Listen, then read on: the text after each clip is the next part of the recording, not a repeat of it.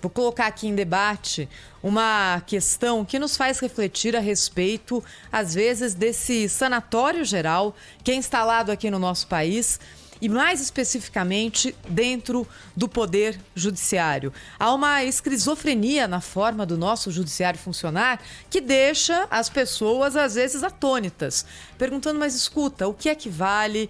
Quem é que pode mais? Quem decide? Por que isso? Por que aquilo?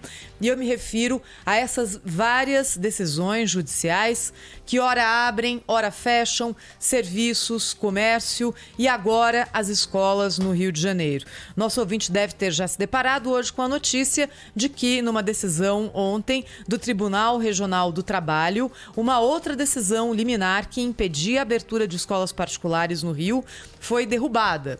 Ou seja, havia uma decisão liminar da Justiça do Trabalho que impedia a abertura de escolas. Ontem à tarde, um desembargador do Tribunal Regional do Trabalho derrubou essa decisão e aí cada um dá os argumentos que mais lhe parecem corretos. O primeiro dizia que não havia segurança. O segundo dizia que o prejuízo às crianças seria maior do que, eventualmente, algum risco que poderia ser criado com a volta às aulas no Rio de Janeiro. Muito bem, então voltam às aulas hoje, a partir de hoje? Não, porque há uma outra decisão, e essa não da Justiça do Trabalho, da Justiça Comum, que impede a volta das aulas no Rio de Janeiro. São ações movidas pelo Sindicato dos Trabalhadores no Ensino. E aí a Prefeitura do Rio de Janeiro diz o seguinte: terei que recorrer ao Supremo Tribunal Federal. Então a gente está falando de uma decisão ali conferida liminarmente por um juiz de primeira instância que vai cair voando já nas mãos do Supremo. E está falando de decisões diferentes de dois ramos da justiça que, no fim das contas, estão deliberando exatamente sobre o mesmo assunto. Uma é uma decisão da Justiça Comum e a outra é uma decisão da Justiça do Trabalho, mas os dois juízes decidiram sobre a possibilidade ou não de volta às aulas no Rio de Janeiro. Como é que a gente explica um imbróglio como esse para pais, para crianças, para estudantes que estão agora ali na dúvida? Mas o que é que está valendo, o que não está? Por que tal juiz decidiu isso? Por que isso vai direto para o Supremo Tribunal Federal? E olha, o nosso ouvinte que está acompanhando aqui e tem essa mesma dúvida tem toda a razão, porque o que essa história, como outras tantas, mostra é que não há uma lógica no funcionamento hoje dessas decisões emitidas pelo Judiciário. E só para terminar aqui, lembrando que há uma outra decisão que saiu também de última hora, impedindo a reabertura física das agências do INSS. A gente falou disso a semana passada inteira, sobre preparação, sobre marcação de horário, sobre serviços que estão atrasados desde março e é gente que precisa disso para receber o benefício, em última análise para comer, e agora há uma decisão da Justiça que impede a reabertura das agências do INSS. Cláudio Humberto, direto de Brasília. Bom dia, Cláudio. Joga uma luz pra gente nisso tudo. Tá difícil, hein? Tá difícil. Muito bom dia, Thaís Freitas. Passei uma bom dia, missão Pedro fácil, Campos. né, Cláudio? Bom dia. Não tem. Muito bom dia, São Paulo. Olha, o que a gente observa, né, nessas decisões é a falta de autoridade aparente do Supremo Tribunal Federal ou do Conselho Nacional de Justiça. Há uma decisão do Supremo Tribunal Federal do início da pandemia que confere a prefeitos e governadores a autoridade para tomar decisões sobre isso. Se o prefeito, se o governador não se opõe à reabertura de postos de INSS ou à retomada das aulas nas escolas particulares ou mesmo públicas, elas têm que ser, isso tem que ser obedecido, simplesmente. A questão é que muitos magistrados não resistem à tentação do holofote. É uma pena. E outra coisa, se baseia em que essas decisões? Se baseia em alguma coisa concreta, algum estudo, enfim, que mostre a pertinência, né, da necessidade daquela medida? Não. Essas decisões são adotadas apenas baseadas em alegações da pelegada do movimento sindical, né, que quer fazer gentileza com seus associados e fica ali brigando na justiça para prolongar o máximo possível o que eles consideram folga. Isso não é folga, isso é quarentena, não é? A gente vê do ponto de vista no caso do INSS, por exemplo, no fundo, qual é o pano de fundo dessa decisão da Justiça de impedir que os postos de INSS voltem a funcionar hoje no estado de São Paulo. Isso tem a ver com a cultura brasileira de absoluto desprezo aos mais velhos, né? Aqueles que estão, desde março, impedidos de fazer valer os seus direitos.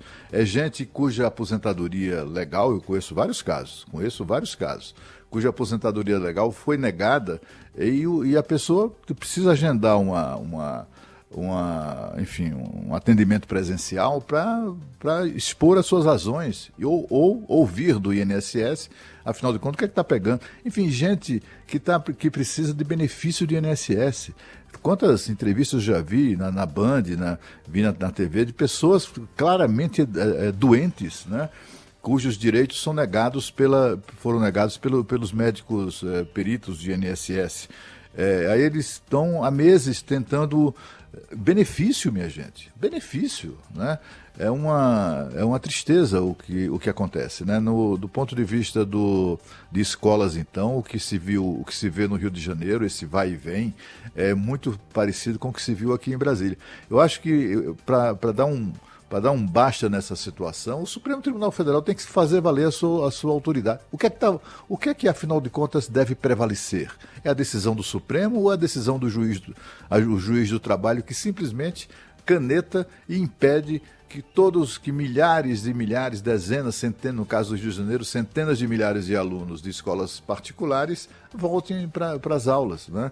Ontem, na sexta-feira, nós entrevistamos no Bastidores do Poder o Bruno Bianco, que é secretário de Previdência e Trabalho do Ministério da Economia, e ele falando que ele pessoalmente, né, esteve em postos de INSS como para se certificar naqueles postos, mas como um sinal da preocupação do governo e do próprio INSS com a questão da pandemia, né? Então, a ordem dele, ele inclusive explicou isso, a ordem é o seguinte: se faltar um único item, se não for observada uma única exigência do protocolo para a abertura dos postos, eles não serão abertos.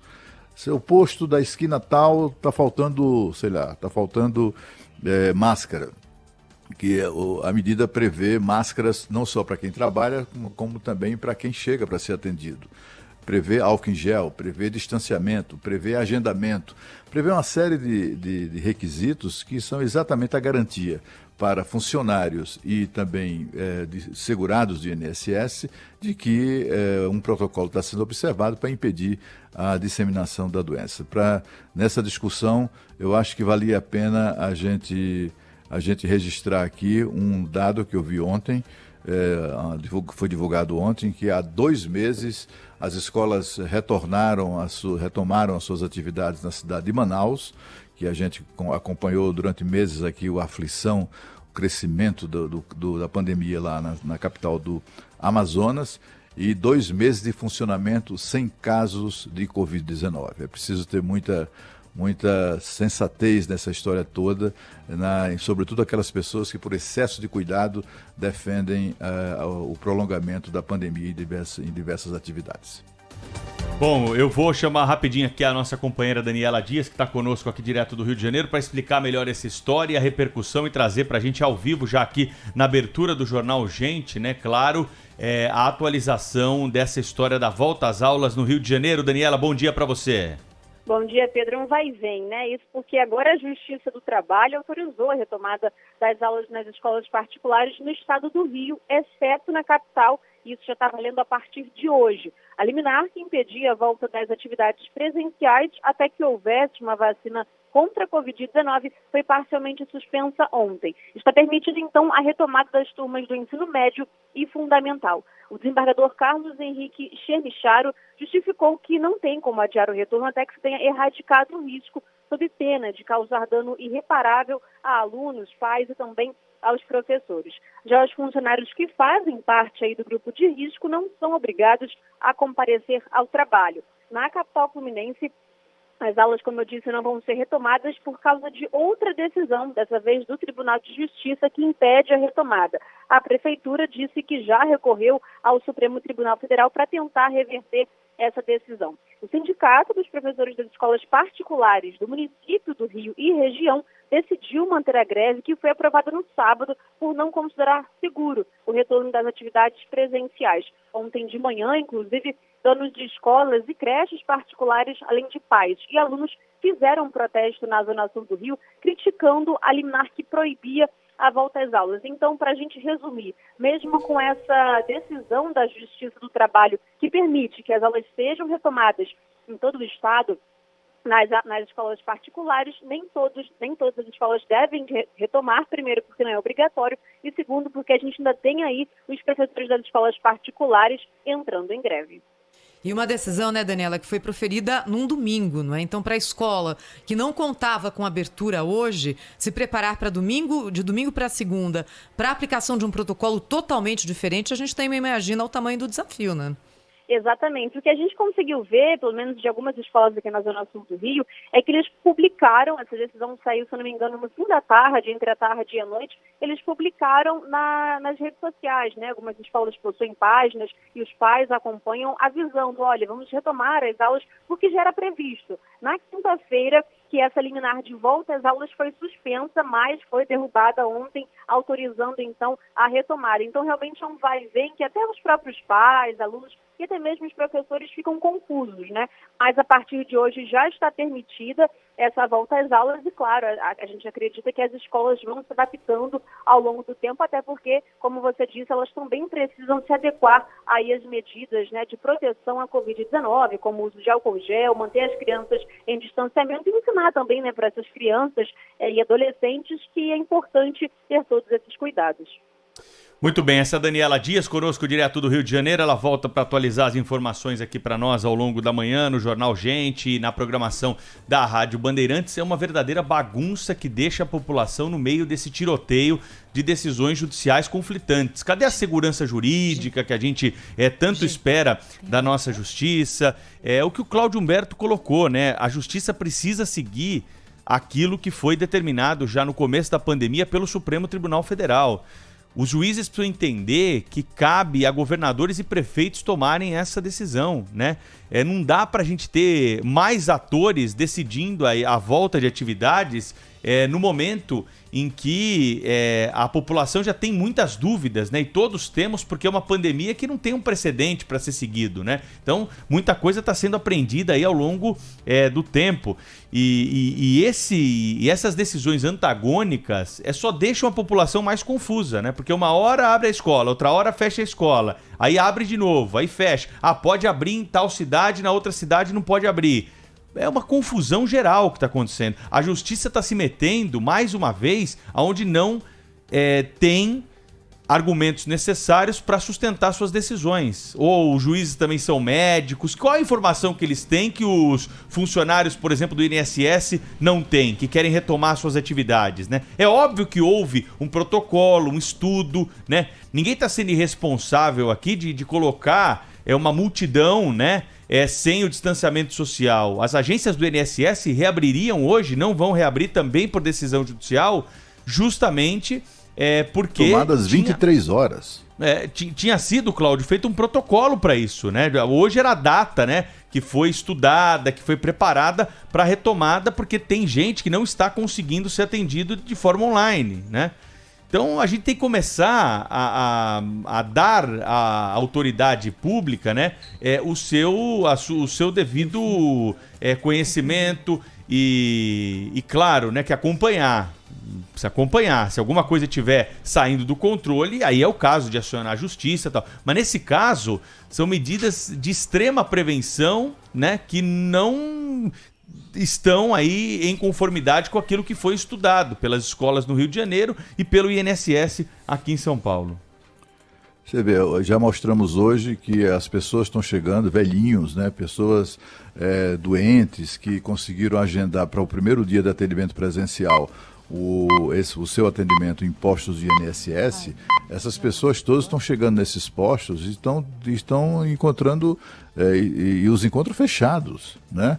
Por uma decisão da Justiça tomada ontem às 23 horas. 23 horas, que é isso, minha gente? Tem que ter um mínimo de respeito pelas pessoas, né?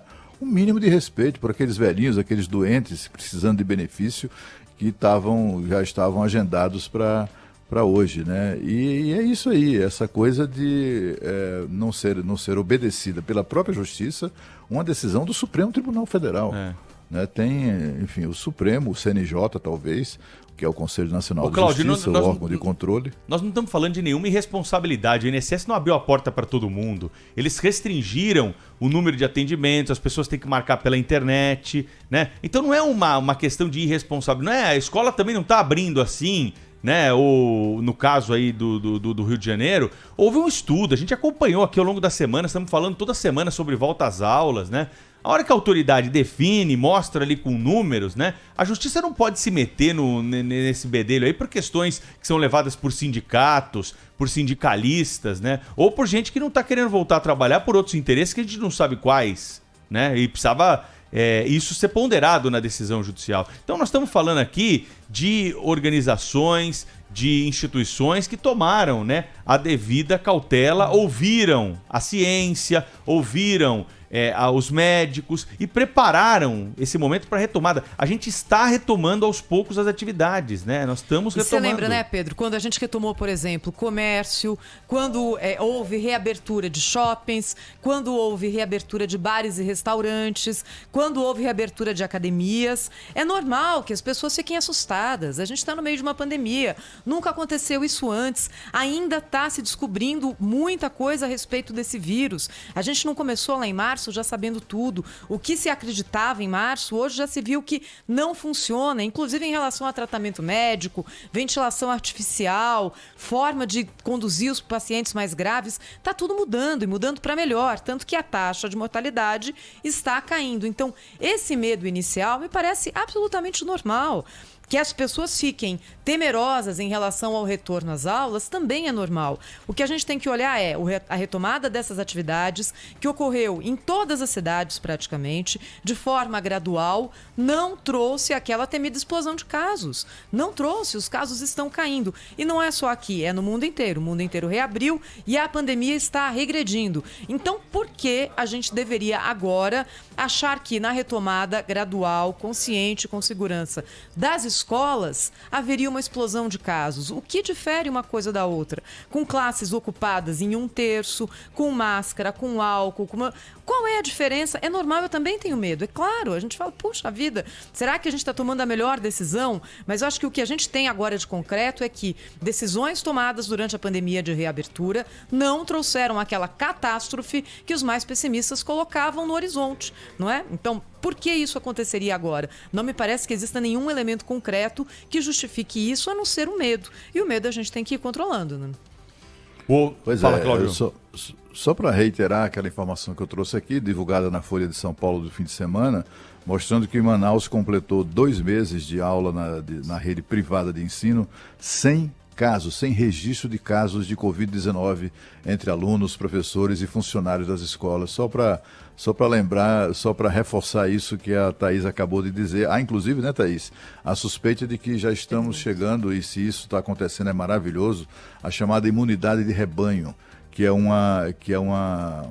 enfim, é uma das possibilidades, enfim, há médicos especialistas que defendem isso, né? Defendem que o que vai imunizar as pessoas antes mesmo da vacina ou apesar da vacina é exatamente essa chamada imunidade de rebanho, que as pessoas vão adquirindo anticorpos contra a doença e de maneira que acaba sendo imunizada naturalmente contra a pandemia. Tomara que isso de fato esteja para acontecer. E tem uma coisa assim, além da questão da insegurança jurídica que o Pedro se referiu, né? Essas decisões em todas as instâncias de suspensão de atividades e retoma e vai e volta, né? Decisões tomadas às 11 da noite, né? Para valer já às 7 da manhã do dia seguinte, é uma coisa estranha mesmo, né? Agora, assim, se fossem decisões tomadas com base em algum estudo, algum dado, alguma informação nova, como para que a gente bote a mão na cabeça e diz assim, puxa, como é que nós não pensamos nisso antes, não é? alguma alegação de fato convincente, né, da necessidade daquela medida tão drástica, mas não. O que a gente observa, não, é preciso tomar o devido cuidado. É claro que está todo mundo tomando os devidos cuidados, né? Mas as autoridades sabem bem o que fazem. Imagina se as autoridades, por exemplo, do INSS ou a Secretaria de Previdência e Trabalho fosse tomar providências de retomada de atividade do atendimento presencial com tantos cuidados, né, para que isso aconteça de maneira irresponsável, expondo não apenas os funcionários, mas principalmente a imensa legião de idosos, de velhinhos que precisam desse atendimento e que, portanto, também seriam expostos a risco.